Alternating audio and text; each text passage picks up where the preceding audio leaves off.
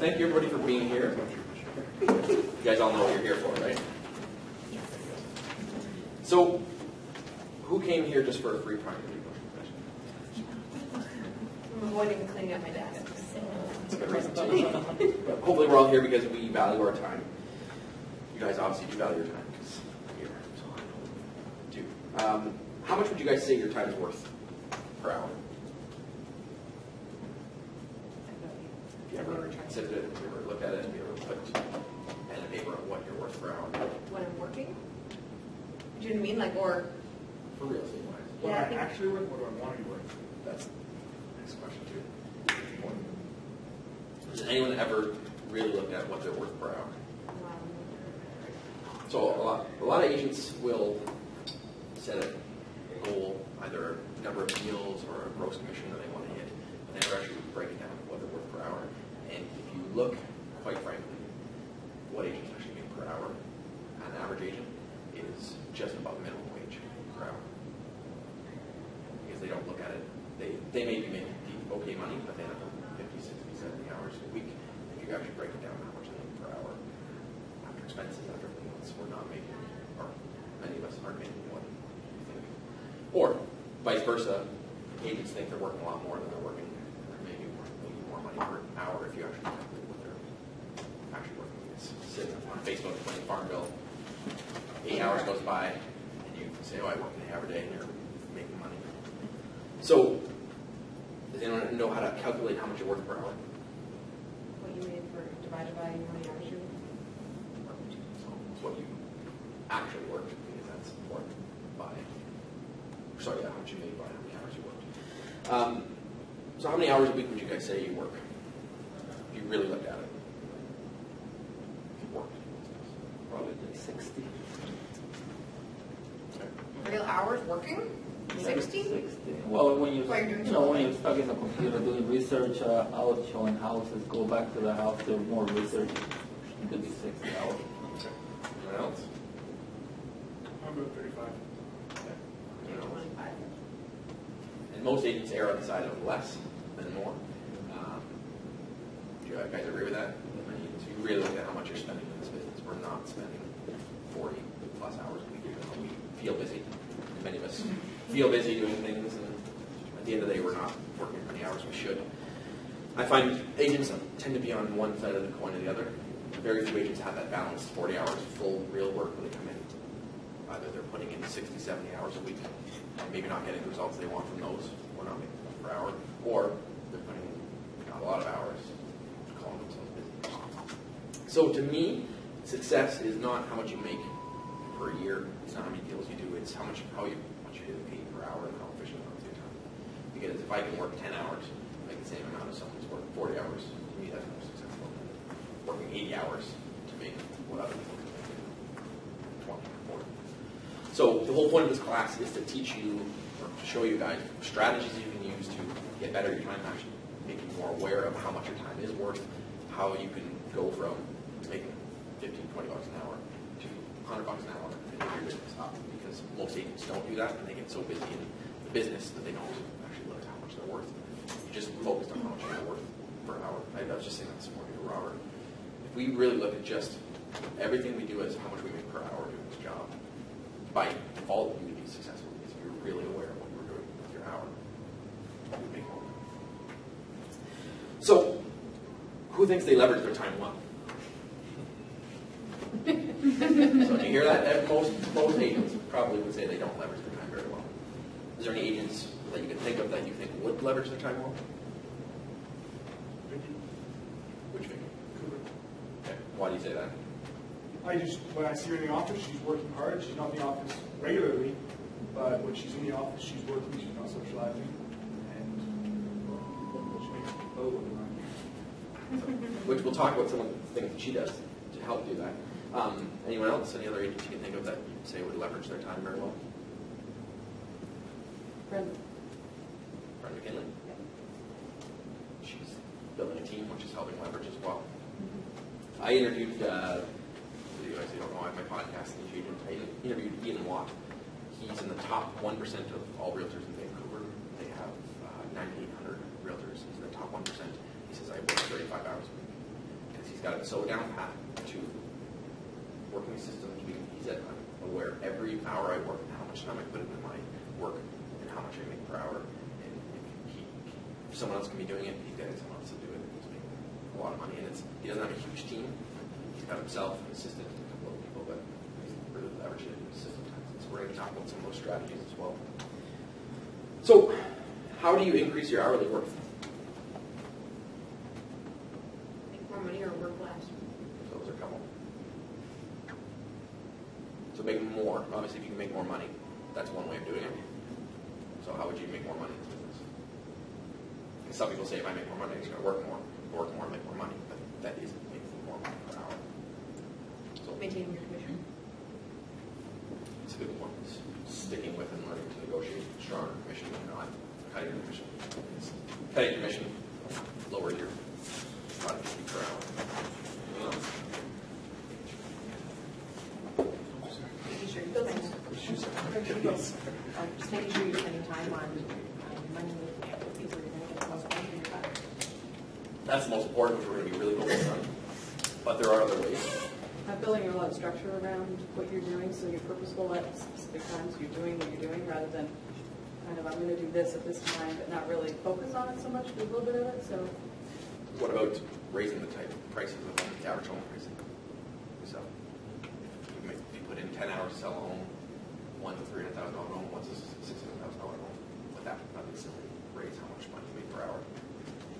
So sometimes it's leveraging. I may get $250,000, but I'm not going to spend my time. Unless you can, you may be able to, but if you know you're worth X amount of dollars per hour, you're not going to be able to get that $250,000 homes. Focus on $500,000 or $600,000 homes. Any other ways? This is a big one, which I think a lot of people miss, is increasing your expenses. Agents are notorious for blowing waddles of money on a lot of stupid things. They say, how do you get rich in real estate? Sell things to real estate agents. Agents will pay a lot of money for a lot of things. We spend a lot of money, we don't track it, we don't monitor, we don't ever really look at dollar for dollar, what is this getting us in this business? Because have you ever looked and tracked where you spend your money and how much business has got from? Has anyone done that? You should. Every dollar you spend should be tracked. Say if I spend $10, you should have a expected return on what that should be worth. So that may be different for some people. Some people say I want $2 to $1. If I spend $100, I want to get $200. Some people say if I spend $10, I want to get $100. Chuck Charlton from Milton's a friend of mine. When he spends on his marketing budget, he looks for a 10 to 1 return on his spending. So if he spends $1,000 on ads, it's going to be $10,000 in business. But the line that a lot of agents get pitched is if you just do one deal, you'll cover the cost. Well, if I'm working to cover one deal and I spend that money, I got to go work an extra deal just to cover the cost of that. It's not making more money if I'm not returning in multiples of what I'm spending. Is it worth your time to go do that when you just spent it to basically buy a listing or a sale? I was just going to say managing your clients and their urgency. Absolutely.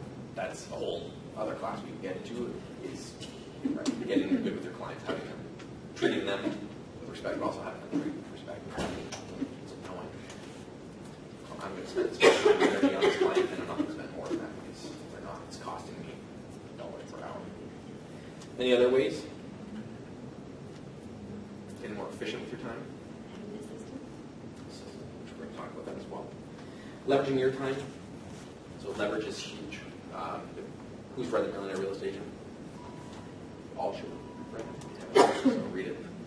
They talk about the three things: listings, leads, and leverage. Those are the three keys in this business. Leverage is huge. Getting efficient with your time. What kind of things can you think of that would help you be more efficient with your time? Being solitude. Being alone and not socializing. Closing your door. That helps. Putting systems in place that get the most of your time. Mojo cells, we'll talk about that. Andrew started using it. Mark uses Mojo cells. It triples the amount of calls you can make in an hour. That's leveraging your time. You're going to get more out of it. So, What do you guys love about this business? Hopefully we love it for one reason or another. We all probably love it for their money. We all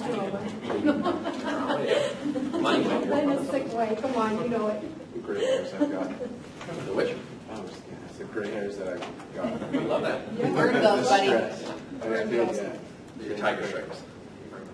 The one-on-one with clients is awesome. I think once you get to know people, and then once you've taken them from A to B, and you know you did a good job, and how much they respect that, it's cool because they know what you're making. It's a simple math calculation. But when we're still appreciative after that, I think that's a really cool. So what else do we love? So how limitless it is. If you want to make more money, you can make more money. You just got to put the energy time. If you want to have more time off with your family, more time and energy at different times, you can have that time off. One of the things that people say is they love that there's no ceiling to this business. On the flip side, there's no floor. So you can go down very quickly and go broke very quickly in this business. So it's managing your time, being efficient. We'll talk about that as well. So what do you guys hate about this business? We all hate something. Paperwork, 10 o'clock multiple offer last night? Yep. Late nights, definitely don't like that. Anything else? in terms of lack of structure. That's on me, I get that, but. But that's what's funny because that's what draws people to this business a Yeah. lot, a lack of structure. But that's also what happens. That's why Love it's- it too. and we'll talk about managing and how you can get better with that. But what else do you guys hate about business? I know you guys are all dancing around lead generation topic. Most people hate that. Private sellers. Private sellers. Assumptions made about us. Anything else? Not knowing everything. I hate that I have to go and ask people stuff and just, they make everything seem so complicated. And in my head, it's easy. And the way that I have to do with the paperwork, it's hard. And then you have to think of everything. And it's just like, can't I just trade real estate and everybody's happy? Because I'm... You can. Paperwork. The point is that most Anyway, Sue knows. She saw me break down. the most money you made in this business Not happy. is by doing the things that agents don't want to do, that agents don't like doing. Cold calling, lead generating, staying in contact, following up, creating systems, the things that we love, building relationships with clients. Most people can do that. Most people can go out, do offers, show houses. If you can't do that, you shouldn't. It's in general. You should do it. But where the most money is made is doing the things that agents don't want to do, or finding a way to get someone else to do those things. So we're going to talk about how important that is and how you can make it your own and make it more fun. But sometimes agents neglect or dance around the fact that to make money, you've got to do things that other agents don't want to do. Because if every agent would do it, we'd all be making boatloads of money, and you guys wouldn't be here. Got to find out how to make more. So, who here has ever had a salary position? What benefits of salary positions? You get paid. What are the drawbacks to salary positions? Guaranteed it's a 75. Set, so you have a ceiling, you can't make how much you're basically making how much you're going to make. Anything else? Quite often you're forced to put in more hours than you're supposed to because it's what it's expected. And a lot of salary positions end up being dollars per hour less than what they were if they were making hourly or commission sales. What about salary or hourly rates? You guys, most people have had an hourly rate job. Benefits of that? Every Friday you're getting paid. The benefit too is you can work more and you make more money. You spend more time and you make more money. Work less. Less. The drawbacks of being paid hourly? Being told you're worth like $13 an hour or $15 an hour or something. You probably feel like you're worth more. And sales, commission. Most of us are in that position. What's the benefits of that? You're in control of how much you actually make. Most people aren't in control of what you make. They think they are. But we can be in control of how much we make. More so than you would be on an hourly. Large lump sums that are paid so you can save and use towards other investments. So you're used to living on nothing, but sometimes when you get a large sum, It levels out or can raise you up higher. yeah. It's nice because it's paid on performance. So if you do a good job, you're worth it. You're supposed to do paid on that. And it's nice to feel paid by doing it. when I said it was going to do X, Y, and Z, and you did X, Y, and Z, and I paid for it, or more. What are the drawbacks? I was able to drawbacks is big lump sum. That's a self-control There's no issue. guarantee. When it comes in waves. Yep. You don't know where it's paycheck coming from, but you know where you're gonna spend it when you get it. You've already got to spend it. We don't know if you're gonna I get do. it, period. Yeah, there you go too. You're always on eggshells, hoping that the deal goes, until it's firmed up, you're always kind of wondering. So how many of you guys have had clients who said that you're not worth what you charge?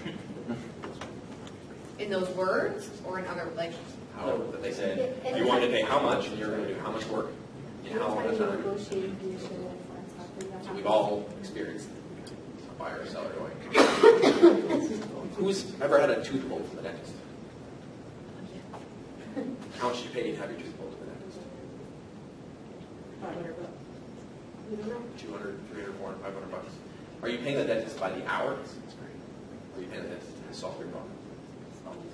If the dentist came and said, okay, I'm going to clear your tooth, it's going to be 45 seconds, and I'm going to charge you $500 for 45 seconds of work, that's $375,000 per hour. Would you? become a dentist. No, if that's true. How do you make most of my money is I'm going to invest tooth puller, and I'm going to sit and just extract teeth all day and make profit per hour. Better analogy next time. But the point is, we get paid on performance, and we should look at our business as being paid on performance. If we really take that into it, we get paid on performance, we're solving our problem. It can help solve how much we get paid per hour, or how much we get paid for the sale. So, what are those activities that we're doing that are generating the highest activity, or highest pay? What should we do? Negotiating on. Generating.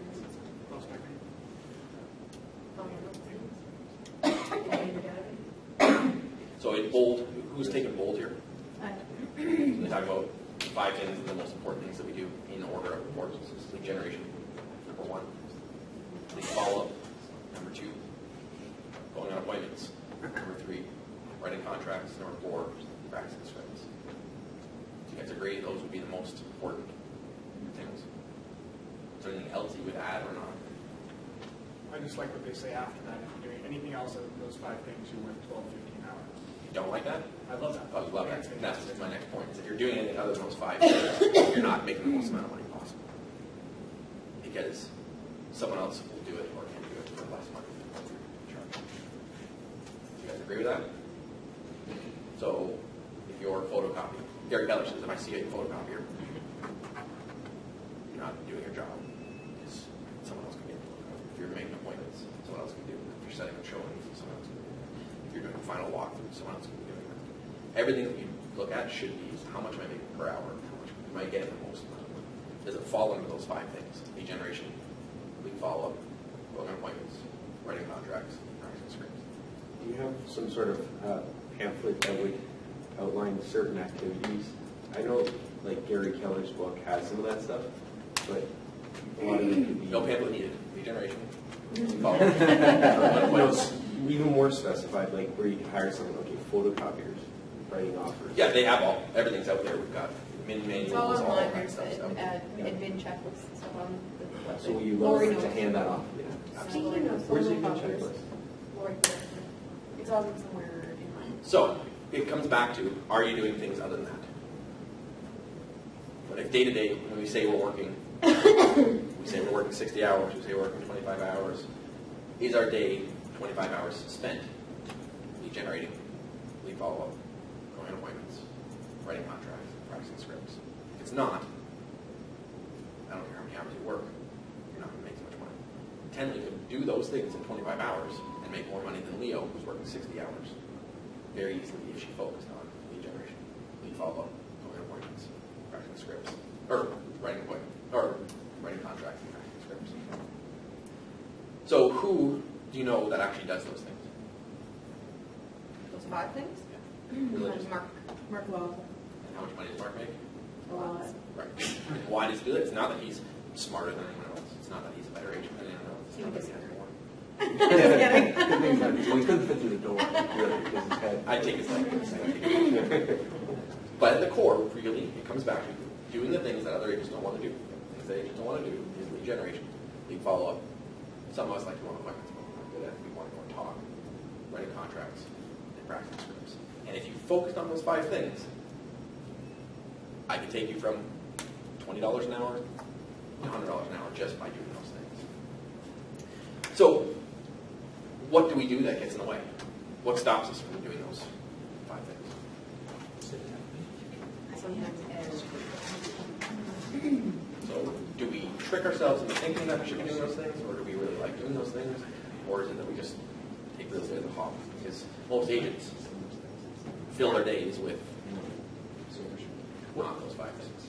I guess my question for you is the prep for showings. You know what I mean? So like showing town home doesn't take much. It's you print comps and whatnot, it's quick. But like for larger properties or country properties, getting really comfortable with that, are those guys getting other agents to do that, or they have them in? Like I can't imagine, unless you're an agent, really knowing how to prepare for a country property listed at $1.5 million. You know? So that's stuff that takes I would say it time. would depend on the volume of business you're doing. If you're doing country properties on a regular basis, then you may find an agent who knows country properties and you're going to train to that.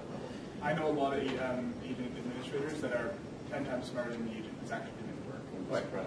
It's like they know everything and they just say, go do this, say this, and it works. You talking about me again? I didn't want to say names. We recorded it all in so you can check it out later, all the things we said about this. Yeah, I know that. I've always said this stuff to me. So if we're not doing those 5 other things, or if we're not focusing on those 5 things, what are we doing? And why are we doing it? I'm actually throwing that out there. I don't want to know you guys. It's not a hypothetical. Because that takes discipline, and you're letting life get in the way, and you're making excuses, thinking, oh, I don't need to do that, and you have to be really, what I'm learning is disciplined as an agent, and you have to time block, and you have to make it happen, because otherwise you're going to get distracted, and you're going to take a holiday, a much too long holiday, and it can easily happen. That's what I think. I find as well that your first thing in the morning is answering emails. You're not answering emails till night. First thing you come in, and I feel like that is needed for the level of service and the speed at which real estate moves. And we've lost deals before because if you're not able to respond as fast, they've ended up using another agent, which is rare because we're very referral based. But how do guys manage that? Like they just don't respond to somebody for 2 or 3 hours? And I know there's people who make deals with people in overseas, and all they do is answer emails. And they say you're on call. They've got 3 agents or 3 people working for them. They're impeccable customer service online. You're answering our emails. You're staying on top of them, and you're following them. If you can find someone to do that, you can. Having the right and having someone put the systems in place so that in the morning you have them come in first thing in the morning. They're responding and making sure that's all taken care of. There's systems like Joe Stump uses. It's a simple thing. Every day he records his phone on his voicemail. When he gets phone messages, it says, "Hi, it's Joe Stump. Having a great day."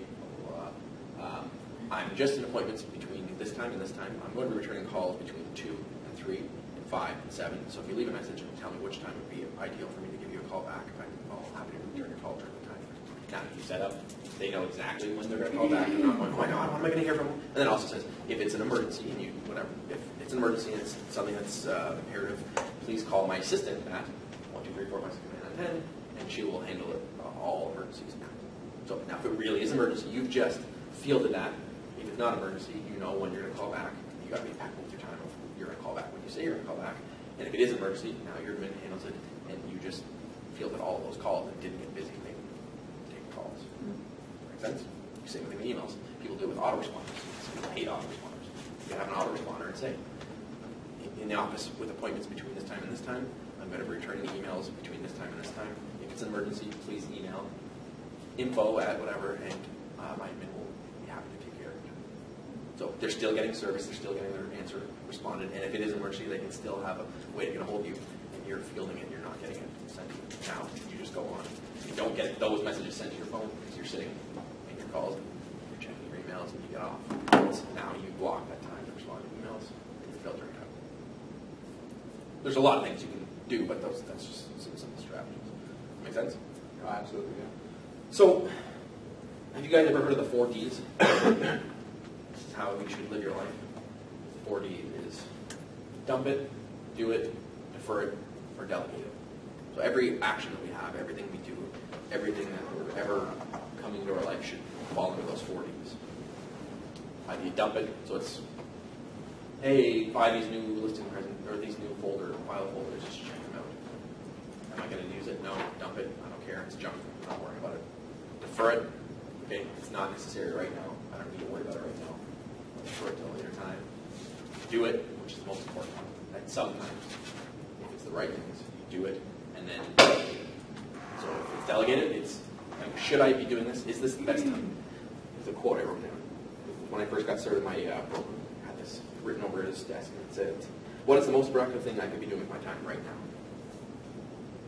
So if you look at that every day, and you're looking at that right now, what is the most productive thing that I can be doing with my time? Then you ask yourself, should I be doing this, or should I be getting someone else? If I'm not, if I should be doing it, who can I get to do this? Because if you get someone else to do it, it takes off your plate. We're going to give you some examples of how you can do that as well. So you guys, does that make sense to you all? Dump it, delegate it, do it, refer it. Everything we should do should be doing those. If not, we end up doing it. A lot of us are control freaks. It's notorious for, I want to do everything. I'm the only one who can do it right. And we do it. We don't defer it. We don't dump it. Or a lot of us are notorious for very shiny object syndrome. Some opportunity comes up, some new listing presentation comes up, some new website comes up, some new whatever comes up, and we go off and check it out. If it goes back, lead generating, lead follow-up, drawing appointments, writing contracts, fractional stripes. If it's not, give it to someone else. For example, I know I heard Karen was talking about website stuff, and she passed off to Michelle and said, "Michelle, you go do research, you come back to me on Tuesday with a report of all the websites, and let me know which is the best one." Karen didn't spend 5 hours researching which websites did it. She got Michelle to do it, and Michelle came back, and Karen made the decision. So she deferred it, came back, and made the decision. So why do we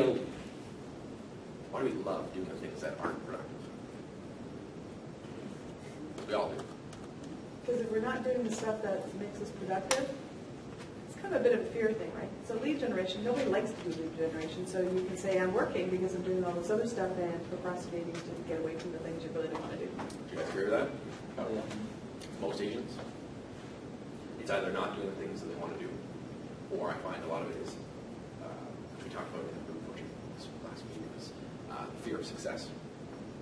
Some people have fear of success, and they have a financial thermostat of, I'm only worth $100,000 a year, and no matter what, they subconsciously end up self-destructing themselves, so they make $100,000 a year, and they never make more than that because subconsciously they're afraid.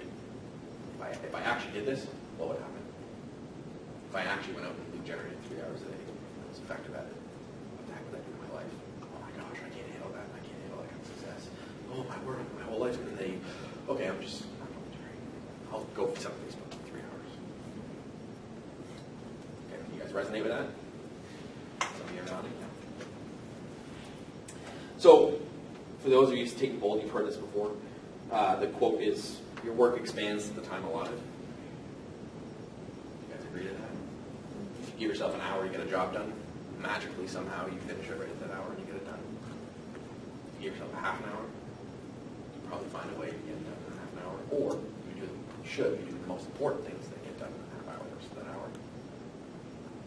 Make sense?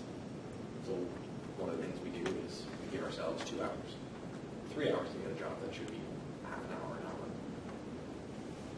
Things creep in, Facebook, emails, phones, and then now that just became 3 hours, when in reality we could have got it done in half an hour, instead of 3 hours.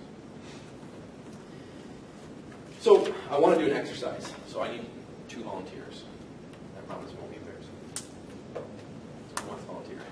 I'll tell you what it is. So, first. Okay. Come on up. Oh. So, who wants to be a productive agent? You're not, because I went first. Andrew, you're my non-productive agent. You come over here. Cool. Pam? Yes. So Pam is worth, let's say, $100 an hour. Well, if she worked 40 hours a week, that's $200,000 a year. Andrew slacks off, doesn't do what he's supposed to be doing. He ends up being worth $20 an hour. Make sense? So, Pam's smart, Pam's leveraged herself, she's making $100 an hour. Andrew goes out and does an hour's worth of work. Pam goes out and makes an hour's worth of work. How much time did they actually spend?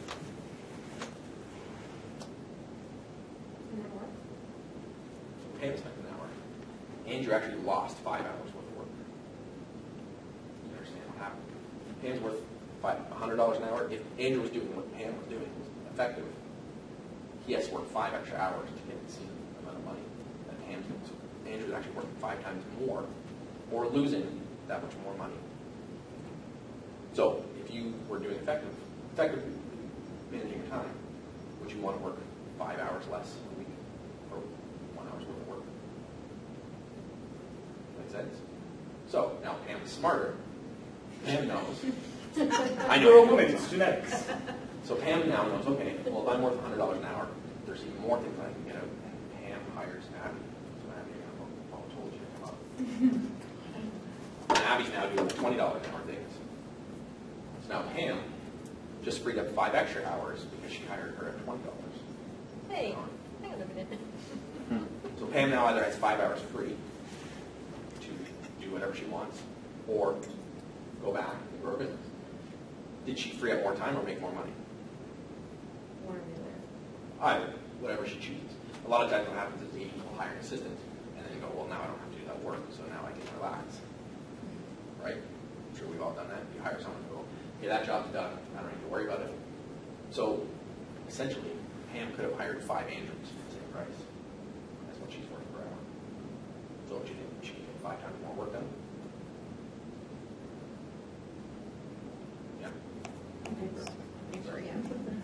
But it comes back to if you really focus on what you're worth per hour, and Pam's diligent with that and maximizing that, she's making more money than Andrew and making less time. So that's that. Does that make sense? You guys keep working. So I was just talking the other days. CEOs, we all say that CEOs make a crap load of money. You guys agree most CEOs make a lot of money. What do you think CEOs get paid for? Do you think they get paid for work? No. I don't know a CEO that works.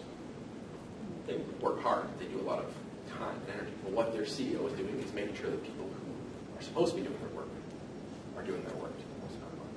An effective CEO does not sit in and slug away and do the work that most people do because he knows I can get someone to photocopy, I can get someone to do that, I can get someone to do this, I can get someone to do this, to make sure that they're doing it most effectively. And this job, this real estate business, if you really want to take it to that next level, is you become that person who oversees and make sure that the people you hire are doing it at a high level. Or, if you want to get into the trenches, you may not make as much money. But if you back off and you get the right people to do it, you can make more money.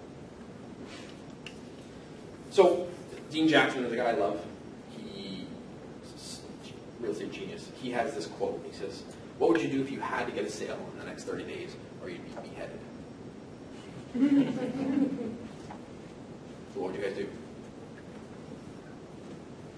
Lead around the clock, just lead generate right around the clock. What kind of would you do? Everything. You'd be a little more, if you knew that you were going to be beheaded, would you be a little more effective with your time? Would you be playing Farmville on Facebook? No. So, I mean, sometimes you just need a little distraction for 30 seconds. You might want to play Farmville, just to forget about it. You're beheading. or there's a guy sitting with a knife or axe behind you. I won't take the distraction. You should get a little axe and hang it on your... I'll be the beheader. So, what if we actually looked at our business and said, at the end of the month, I haven't done X amount of deals, I'm going to be beheaded. If we actually, I mean, you tricked yourself. Maybe beheaded. Who's married here? Give your significant other permission to behead you at the end of the month if you don't do what you're supposed to be doing. Do you think that would change how you did your business? You'd be a little more efficient with your time and doing the things that are more productive. Agree? I tried to, but that was the ultimatum. My wife was you working against me. Yeah, that's, Take it out. tie your shoelaces together so you can't go to work. So, a lot of this business is really mindset and tricking yourself into thinking of how can I be more productive, things like that. Really look at your business and say, what if I had to do this? I was going to get divorced, I'm going to lose my house, I'm going to be beheaded. What would I do with my time? And I guarantee you what you do versus what you would say you would do is probably not the same. So why are we doing those things? That's a whole other class. So I wanted to show some examples of ways that you can increase your business. But before I get to that, is there any, you guys have any questions, any ahas, any learning stuff here? My goal is to, when you committed an hour of your time, hopefully I can add, if you're worth $20 an hour, I know I can add more than $20 value to him. If you're worth $100 an hour, hopefully I can add whatever your time is worth. So rather than the beheading component, if somebody actually sat down and measured what they were doing, how much time they were putting into it based on what they're, I think if they went through that act, they would actually realize that if they didn't get moving and they didn't start selling something, that they're never going to cover their costs, and they would be probably smarter to go and work at Tim Hortons. Absolutely. Tim Hortons has benefits, they have health plan, they've got retirement coffee, and free coffee, and you get some free smiles. So a lot of times we don't look at it that way. We don't look at how much work per hour, and we're slugging it away day in, day out. Like 2 years has gone by in this business, and we haven't made the money we've made because we get distracted with Barterville and things like that. And by the end of it, we could have made more money and had a better life, and had a little more predictability in our life, and not have stress. Got a job. Now, we all don't want jobs. That's why we got this business. We want to have a business. So it just it comes back to being aware of what you're making per hour and focus on it. Because if you do that, it should change how you do things. You guys agree with that? Yeah. Any other ahas? Any other questions, insights? Just what you were saying about not only you not gaining, you're losing when you're just doing your business. That's interesting to look at that. Perfect. I'll just give you an example here. Who does open houses? Who does it weekly? Let's say you do it weekly. Try it. I try. So how much time would you say you spend prepping for an open house, printing feature sheets, setting up open house signs, getting stuff ready? 10 hours. 10 hours. I'm just using hours as an example. Just say you spend half an hour putting up signs and getting them ready for your open house. If you did that every single week, how many? So it was 50 weeks. We're going to take 2 weeks vacation. How many weeks is that a year? 50.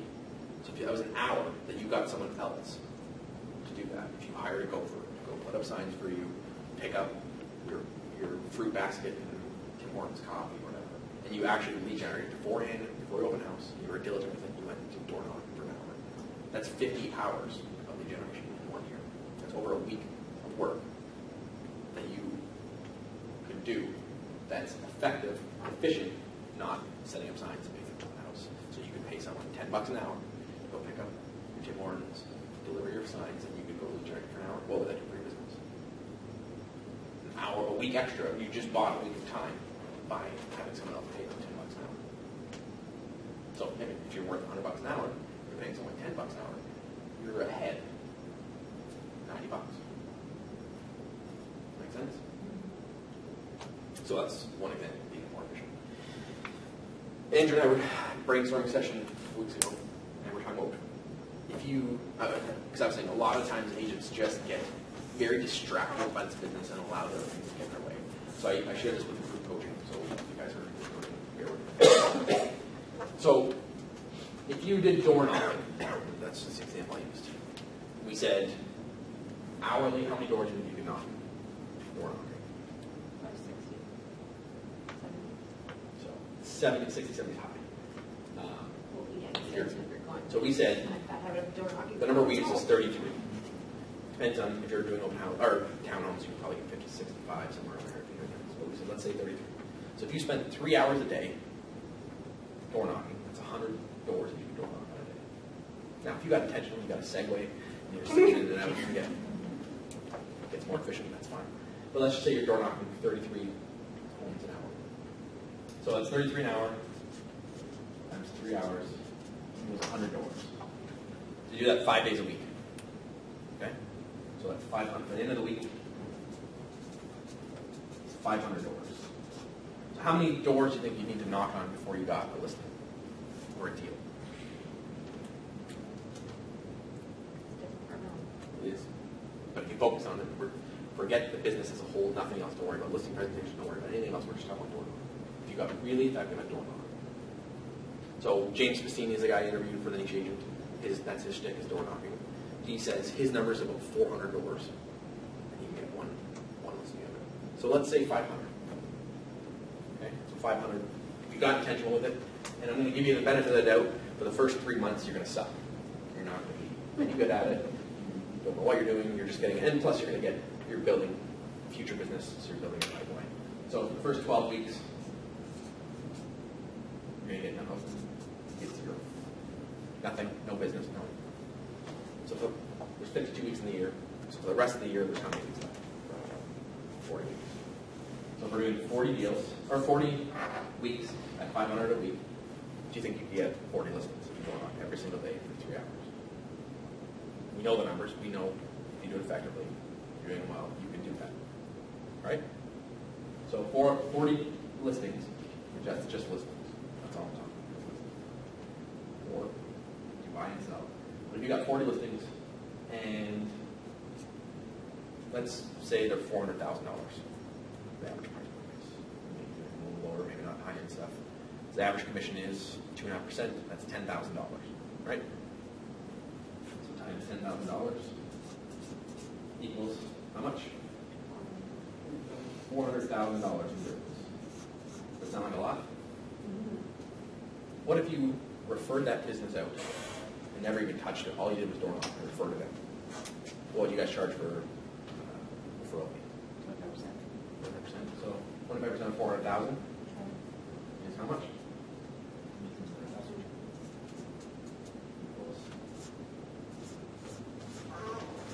$100,000. You could never sell real estate, never touch a paperwork, never touch an offer, never touch a listing package, never do anything. Make $100,000 a year at 3 hours a day. Would you do it? So what happens is we start door knocking, and we get a listing, and we get busy, and we start adding in, and we start playing some Farmville and taking a break up. Break up. I don't know. I'm I pointing at see you, you though. pointing at me. I don't ever play it. And then we allow the business to get in the way. We allow the $10 an hour jobs, $25 an hour jobs, all the other stuff that comes up to stop us from being effective. And I shared some things. I couldn't handle 40 listings. You don't have to. You're referring them out. All you have to do is work 3 hours a day, and you make $100,000 a year. So what if you did it for 6 hours a day? It's $200,000 a year, and you never even have to do the business. All you have to do is sit and knock on doors. Would you do it? Some may. But the point is, what happens is we allow the business to get in the way of the things that are making money. We allow Farmville, we allow listing presentations, we allow these other, or creating feature sheets and all that kind of stuff get in the way. Does that make sense to you guys? Is it eye-opening for you guys? So if you were doing that, imagine if you really got good at it 2 years from now, you could probably get it down to 350 doors, 400 doors. If you got a farm, you're getting better at it, you could now increase how much you make per door. Another good example, I shared this with someone a couple weeks ago. Sometimes people have trouble staying consistent with cold calling, door knocking, whatever. So I'll use the example of door knocking again. Let's go back to this. You're doing 3 hours a day, 500 doors. And if we know that we can get 500, one listing for 500 doors, how much is that worth per door to get that listing? Now, $10,000 divided by 500 equals $20. So if you went door knocking, if you took a stack of $10,000 and put it in your pocket, you had $20 bills, and you went door knocking, and you paid yourself $20 for every door you door knocked. Would that change how you did door knocking? Would you be running through as many doors as you can get? So like, oh my gosh, I only did 100 doors. What the heck? Why didn't I do 120 doors? I just lost out on however many doors that I did not do. So why don't we do that? You don't think that way. So I want you to Trying. Teach us to think that way. So I want to reframe as how you're doing it, because we go, oh my gosh, we got 400 no's, or 499 no's. No, you made $20 for every door you just door. If I forget real estate and I just said, I'm going to pay you to knock on doors and pay you $20 for every door you knock on, you're going to knock from 9 in the morning till 9 at night, right? So why aren't we doing it for business? So, admittance. Someone brought admittance. Admittance can save a lot of time. You guys have admittance? How much time do they save? Do they make you money or cost you money? They should make you money. lot of people go, oh my gosh, I can't afford admin. A good admin makes you money because it goes from $20 an hour to $100 an hour because you have to do things that you do. Keeping in mind that you need to do the $100 an hour jobs. If you hire someone for $20 an hour and you keep doing $20 an hour things, you basically go, thank you for the $20. Here you go, here's the $20. You make nothing. It's focusing on $100 an hour jobs, or $200 an hour jobs, or $500 an hour jobs. So, one way to do it with admins, if you guys don't have an admin, you should be looking at that. Should be one of the next steps. A lot of people go and get a buyer's agent or seller's agent or help. Admin should be your first step because they should be buying at that time. A lot of times people look and go, admin's $20 an hour, that's $40,000 a year. I don't have $40,000 a year. I was looking at it as, look at part-time. If I was to pay someone 15 to say $20 an hour for 3 hours a week just to get me help. No, I need help prepping for my open house. 10 hours, you guys said, for my open house. If you paid someone $20 an hour for 10 hours, that's $200 a week. At the end of the month, that's $800. So if you now took off 10 hours of your time, because you didn't have to do it, now you had someone doing it for $100, would you do that? The key is, you freed up 10 hours of your time, so what do you do with 10 hours? No, that's free. That's where you make your money or lose.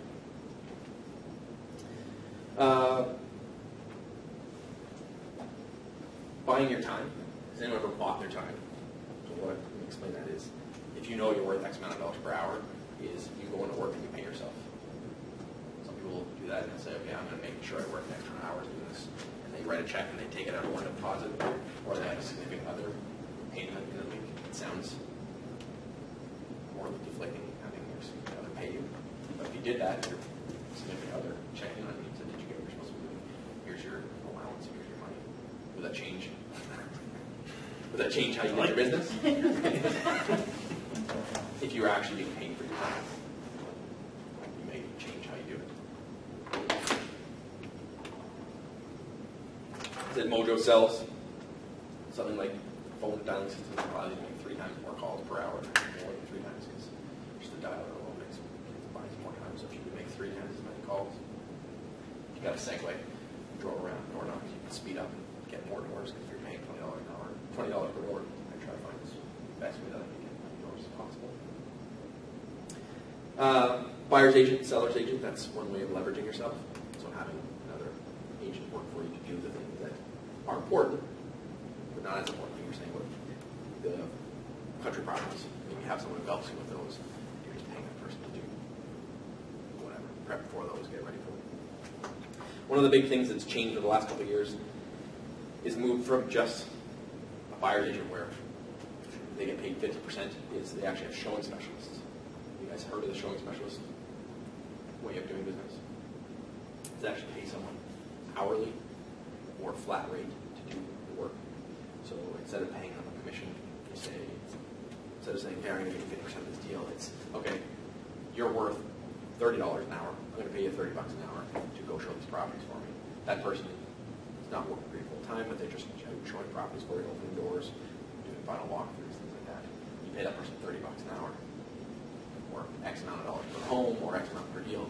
You now put more money in your pocket rather than 50%. Because you've got someone else to do that. And there's a ton of agents, as we know, most of them are making way too more salary who would take that extra money to go show that house and get that flat rate, hourly rate, and get paid, and actually puts more money in your pocket. Does that make sense?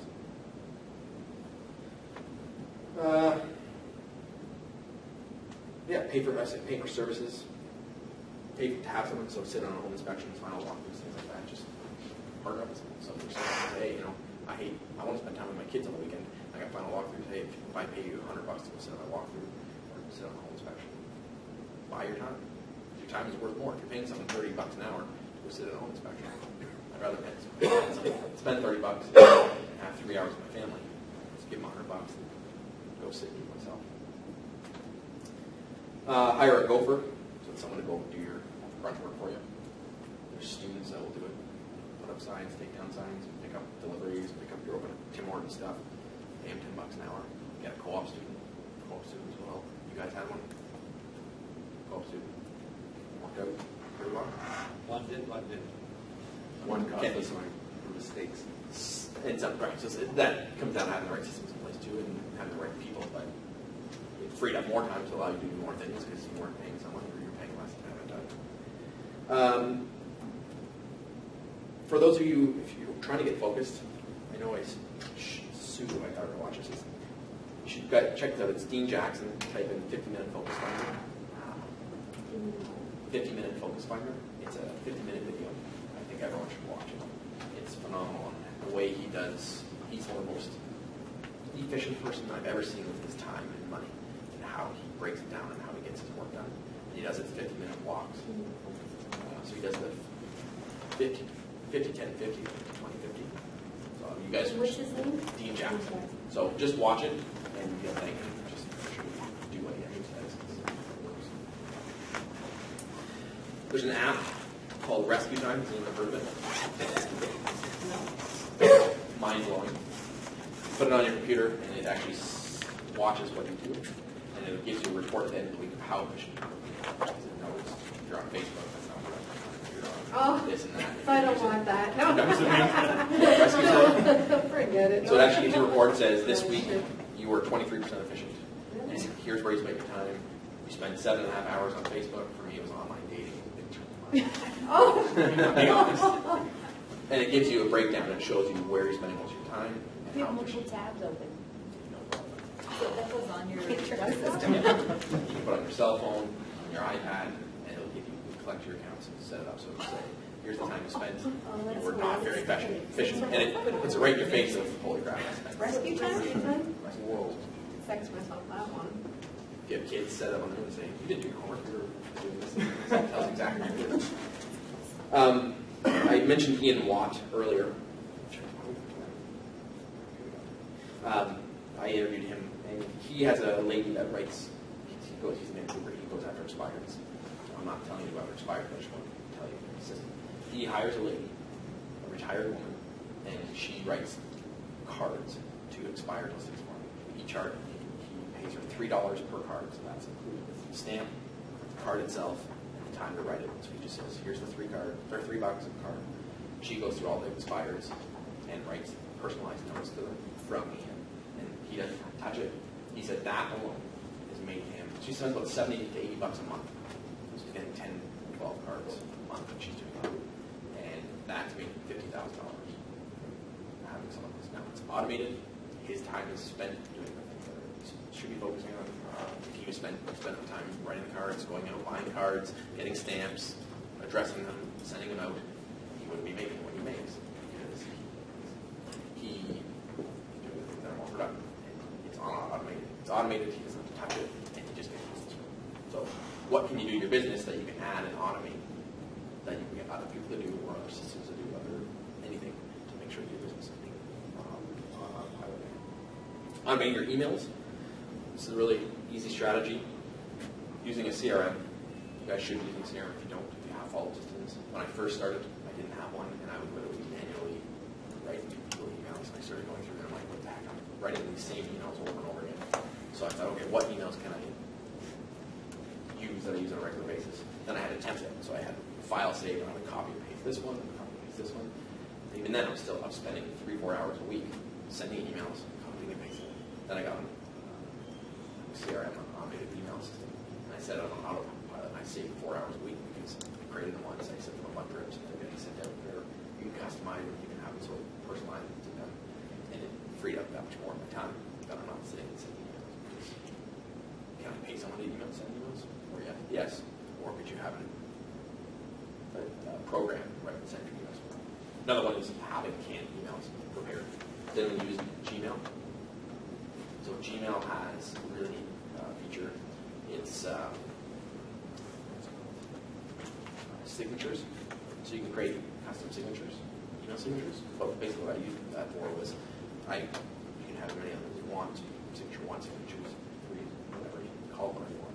And I just put my pre-canned emails in those emails. So if there's certain things that get asked, feedback for a showing or sending something to your client, hey, you want to know there's a you can basically save all those emails that you use, that you send on a regular basis, save them as a signature. I just click signature 1, signature 2, signature 3, emails done. how much time you sit in there spending your writing over and over and over again. With a click of one button, pre-done emails already done, sent out. So something like that is very simple. So do you guys have any examples or strategies that you know that have worked or seen work or think would work for getting more efficient with your time? I found in the past when I have been free to my lead generation, as long as this was not within arm's reach, I was much more efficient and focused. That's a huge one. My laptop would be closed and I would just. Yeah. What's his name? It was Chris Heller. He actually, when he comes in the morning, his assistant takes his phone from him because he knows he has to do the generation. She basically puts it in lockdown. She gives it to him, and he makes sure that Gina Rob. She knows Gina. And basically, she gives him his phone. And he knows that just having that there, the thought of having it there, even if you don't touch it, you look at it, you see it, why should you? Sports, it's the weather, like, you end up getting your phone. It makes a huge difference. Todd is a friend of mine.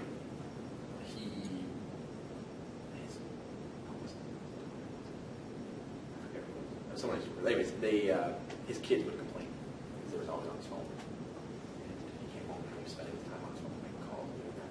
His kids made him a cell phone hotel. So he came home at night, they made a little shoebox, and had a bed, and had a TV, they made a little home, and he would put his cell phone in and his phones in. So for however many hours they agreed to, okay, for 1 hour, 2 hours a night, phones in the hotel, and spend time with friends. It sounds ridiculous, but it worked, and they got it done. So my advice would be to start small, if you can't. Start with 1 hour a day. Say, how can I get more efficient with 1 hour? I'm not saying you have to go out and spend the next 8 hours on being the most efficient, because we know life happens, but start with 1 hour. You can commit to 1 hour of being efficient with your time and doing something that's more valuable than what you're going to do that hour. If you start with 1 hour a day, it's 5 hours a week. It's 250 hours a year. That you're more efficient with your time. If you were more efficient with 250 hours a week or a year, what would that mean for your business? It would help. Make a difference. Add some competition. Have some competition with your friends. John is a friend of mine, and Ari.